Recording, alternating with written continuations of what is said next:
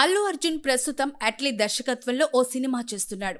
Trivikram direction లో mythological film చేయాల్సి ఉండగా అది జూనియర్ ఎన్టీఆర్ చేతికి వెళ్లిపోయింది. దీంతో అట్లీ తర్వాత బన్నీ ఏ దర్శకుడితో చేతులు కలుపుతాడు అని ఆసక్తి నెలకొంది. రీసెంట్ గా ప్రశాంత్ నీల్ పేరు ప్రముఖంగా వినిపించింది. అయితే ఇప్పుడు అనూహ్యంగా మలయాళ దర్శకుడు బాసిల్ జోసెఫ్ పేరు తెరపైకొచ్చింది. మలయాళ సినీ పరిశ్రమలో ప్రతిభగల దర్శకుడు, నటుడిగా పేరు పొందాడు బాసిల్ జోసెఫ్. ఆయన దర్శకత్వంలో కుంజి రామాయణం, గోథ, మిన్నల్ మురళి సినిమాలొచ్చాయి. వీటిలో మిన్నల్ మురళి వివిధ భాషల ప్రేక్షకులకు చేరువై దర్శకుడిగా ఎంతో పేరు తెచ్చిపెట్టింది.